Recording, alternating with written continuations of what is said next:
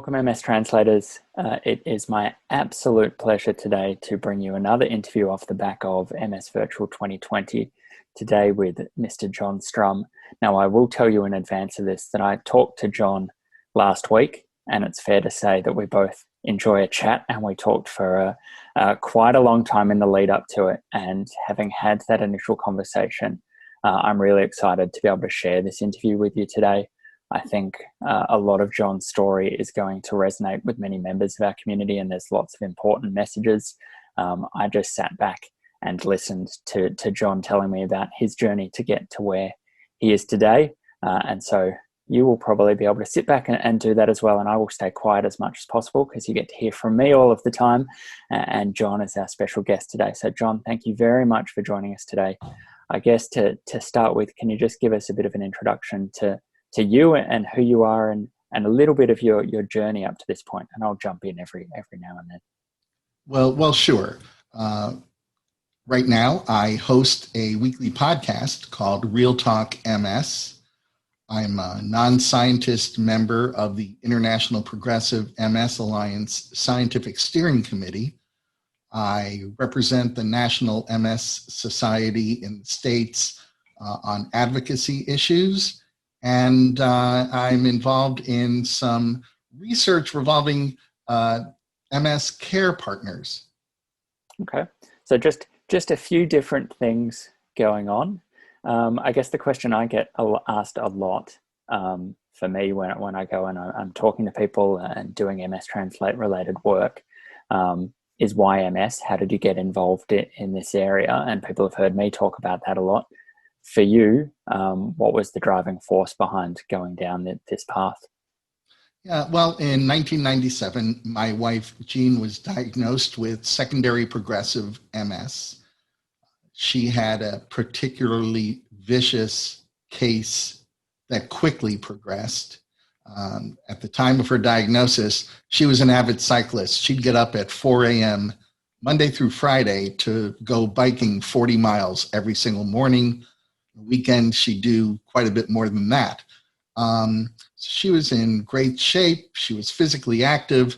She received this diagnosis, and my goodness, within just 3 years, she was wheelchair bound, and within about 6 years, she was actually a bed-bound quadriplegic. I stopped working to serve as her caregiver for the first 10 or 11 years of her illness. In that time, she lost her ability to speak. She received her nutrition by means of a feeding tube. She required supplemental oxygen. She had a rather rough time of it and eventually passed away just this past February. In that time, one of the sore points that I recognized was that there really wasn't much attention or focus on progressive multiple sclerosis.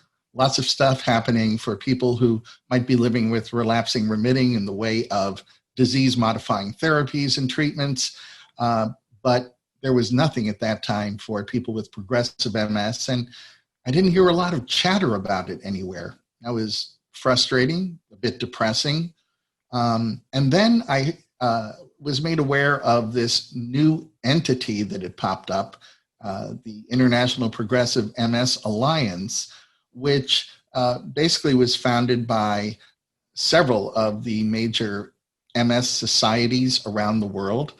And I think the feeling was there wasn't enough attention being paid anywhere when it came to progressive MS, and perhaps by creating this international collaborative, they could change that and actually influence the research agenda when it came to multiple sclerosis.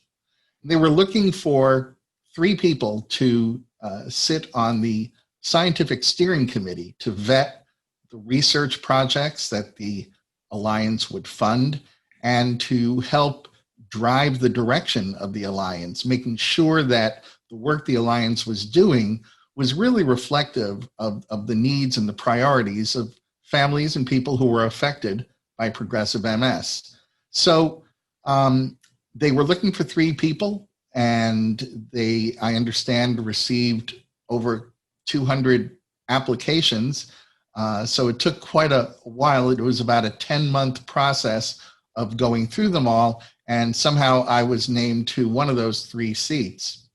What happened was I started attending meetings of the committee, and I was sitting with some of the most renowned research scientists in multiple sclerosis. And what first impressed me was their passion and the commitment that they brought to this undertaking. And then I started to hear about some of the work that was being done or was about to begin. And I found myself, for the first time, coming out of our meetings feeling hopeful about the future for families who are affected by progressive MS.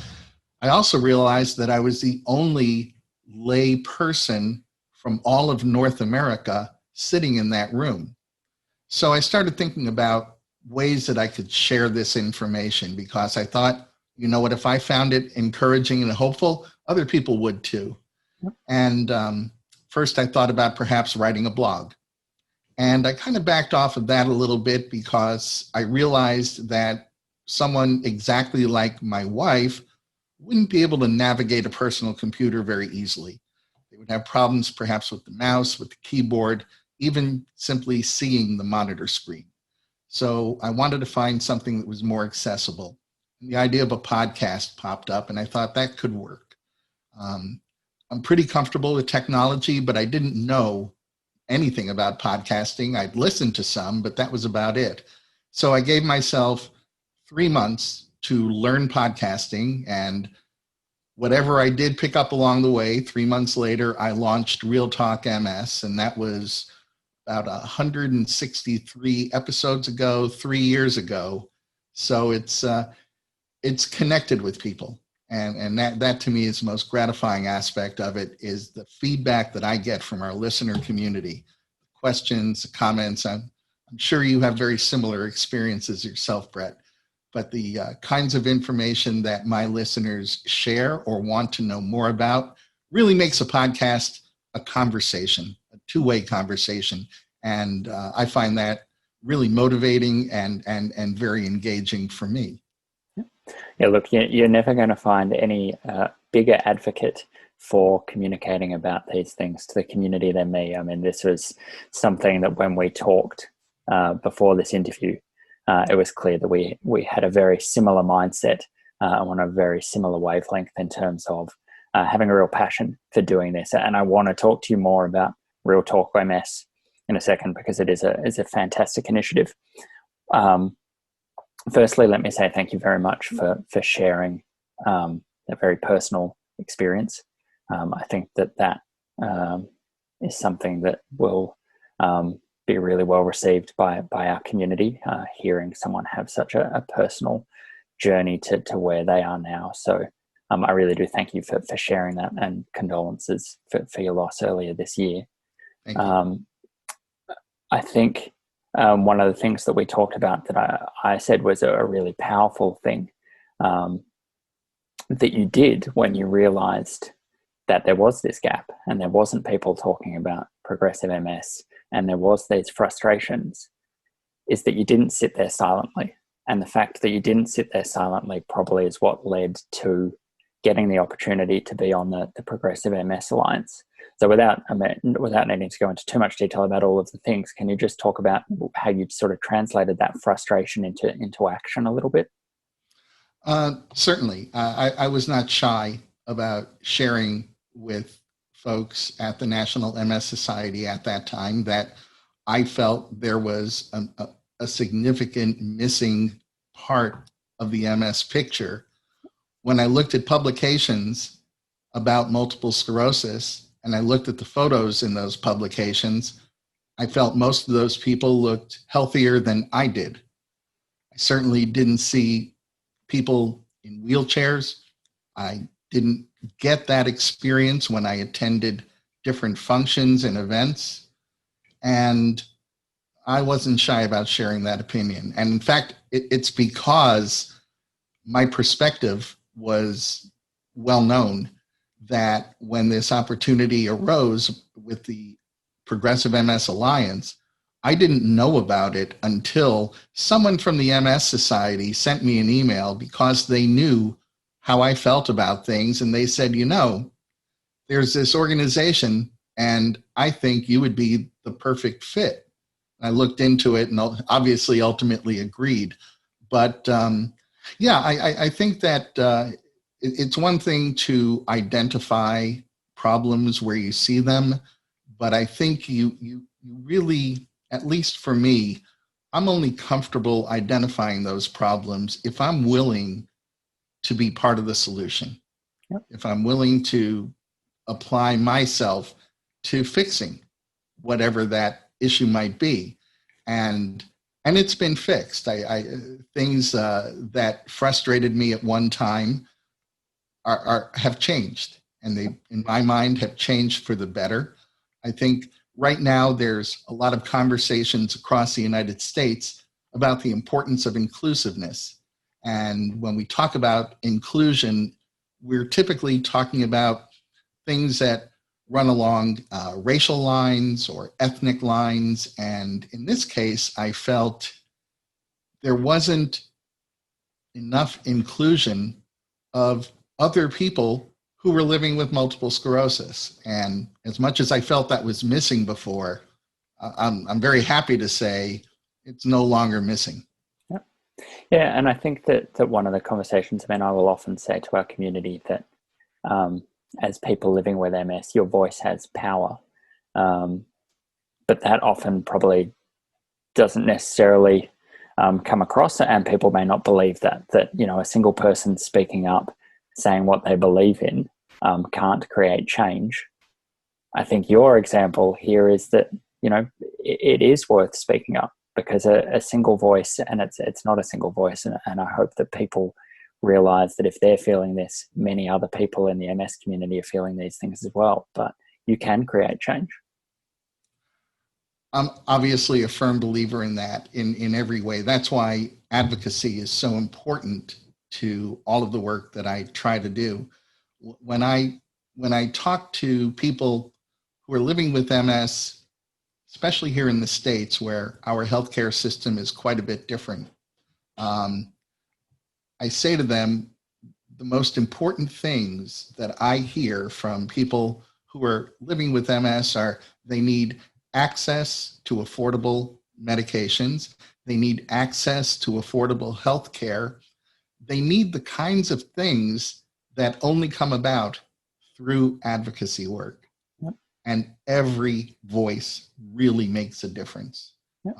And that's certainly top of mind for me, and something I've talked a lot about on recent podcast episodes as we head into a very consequential national election here.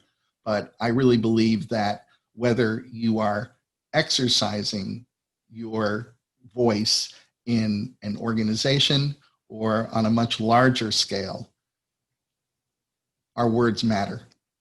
Yeah, definitely. And I'm one of the reasons why I was so excited to have you on to do this is because it is a message that I say a lot, but I think it is so much more powerful coming from someone who's lived that journey and who has used their voice and who has seen where that can lead. So, again, thank you for sharing that with us. RealTalk MS, obviously now what's going on with you at the moment in alignment with all of the other things that you're doing. Decided to share this podcast. Tell me about that, because I obviously know from MStranslate, just setting something up and trying to talk about research is a huge undertaking. You've obviously had huge success with it. Can you tell us a bit about RealTalk MS? Well, what I have found is what I had hoped for, what I experienced myself. I think when I started the podcast, and perhaps still to this day, I was my audience, someone whose life had been impacted by multiple sclerosis. And I always tell people that, for me, I see MS doesn't only affect individuals, it affects whole families in so many different ways. And it certainly affected ours. And I was hungry for information. And as you well know, a lot of the science is not terribly accessible. But I found that my listeners were just like me, hungry for information.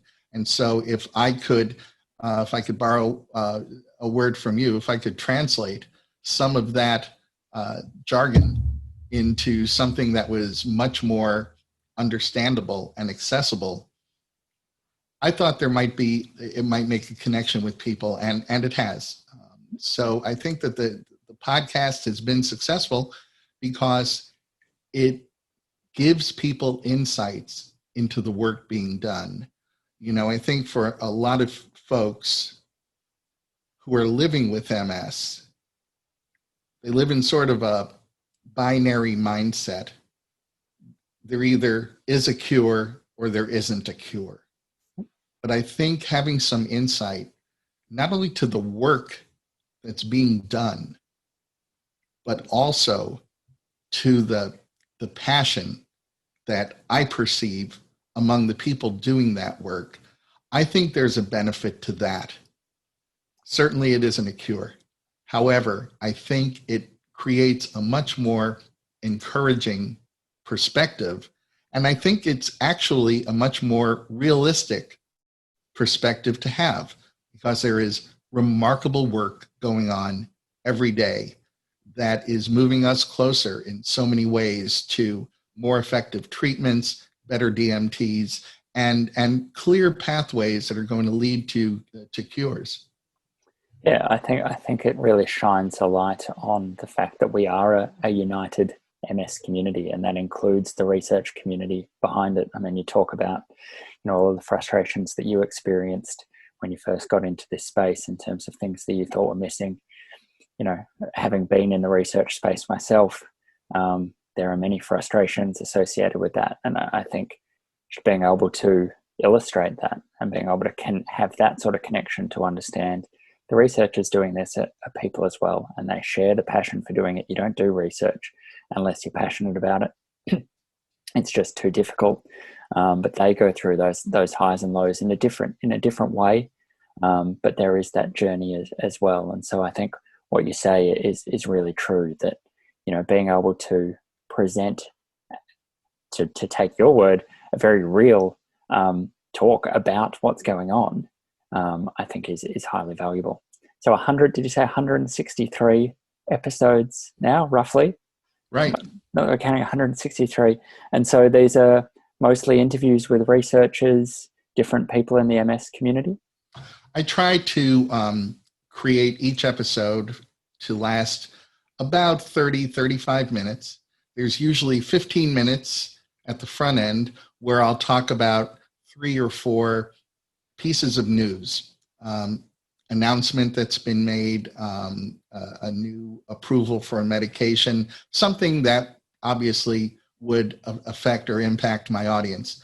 And then the second half is an interview with people I like to refer to as difference makers. So I try to interview folks in the research community. I interview clinicians who are making a difference.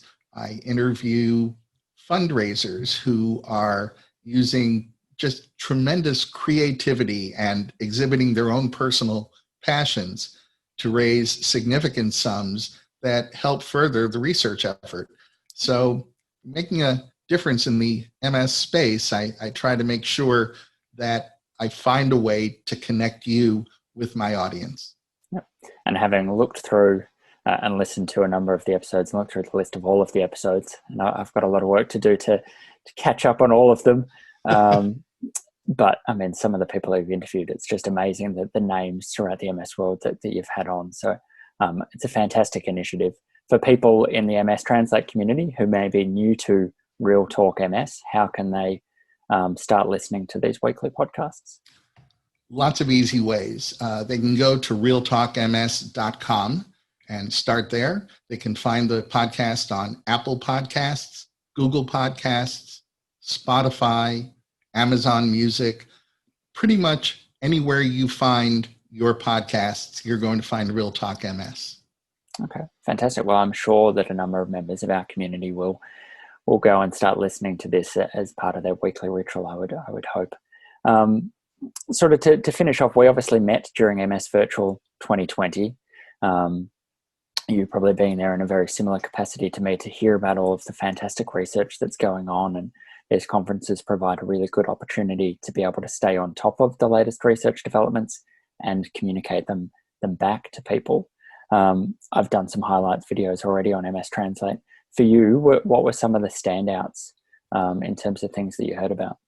Some of the standouts. Well, the very first lecture that opened the conference, Professor Helen Tremlett from the University of British Columbia, she talked about the prodrome of multiple sclerosis. And I think that's a really exciting area of research.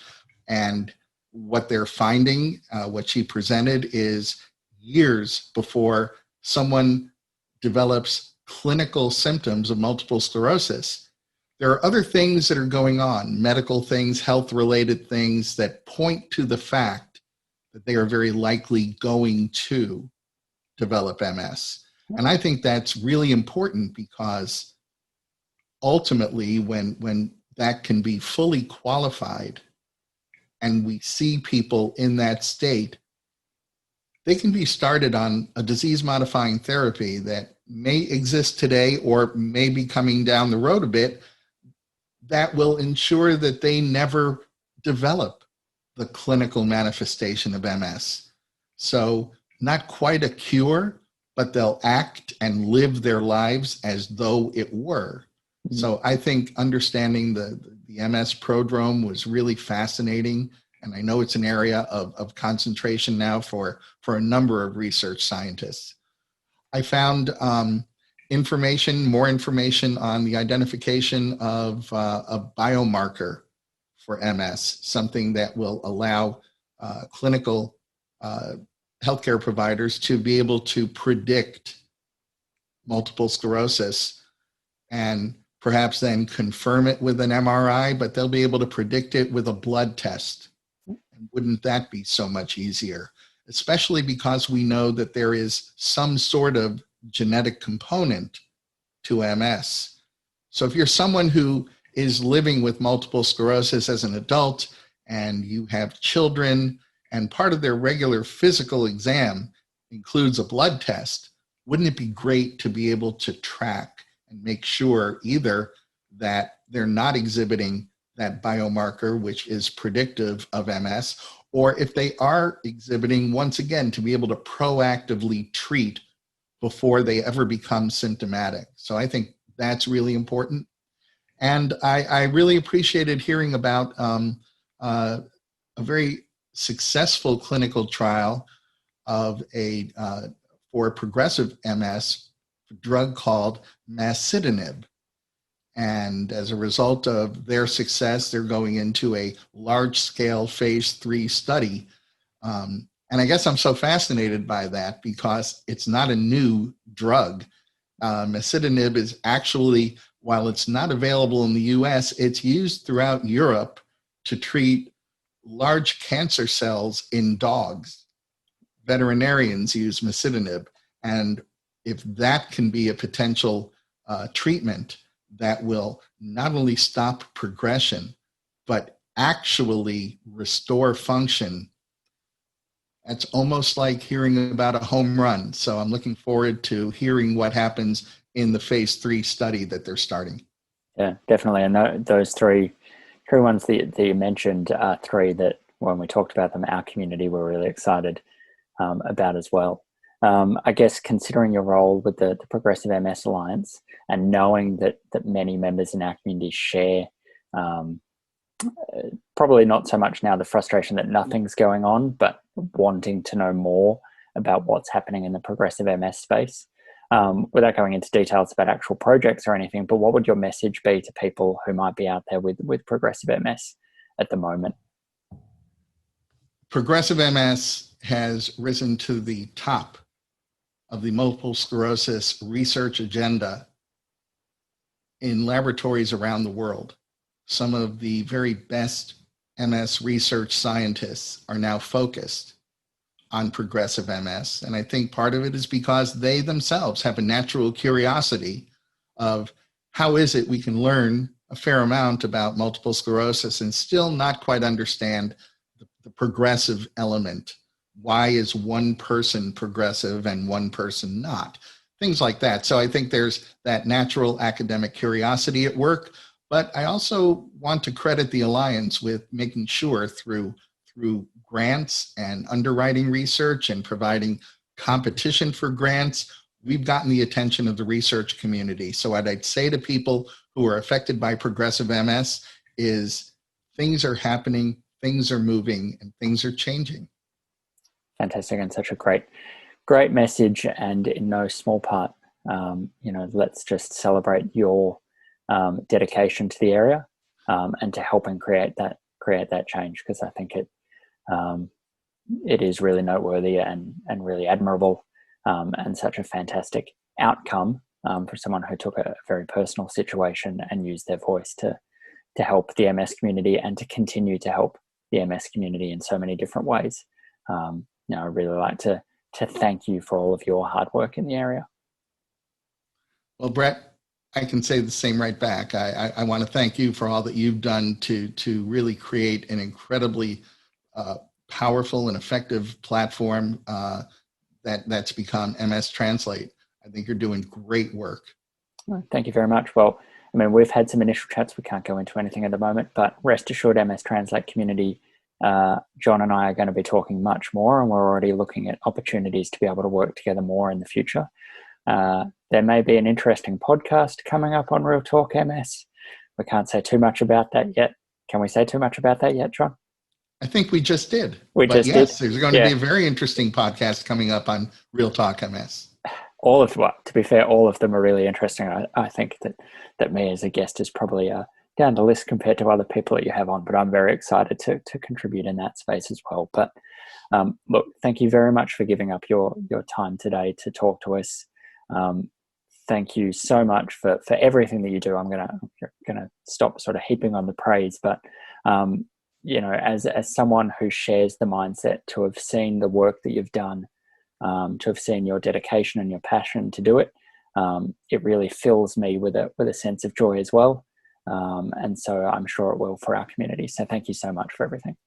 Well, thank you, Brett.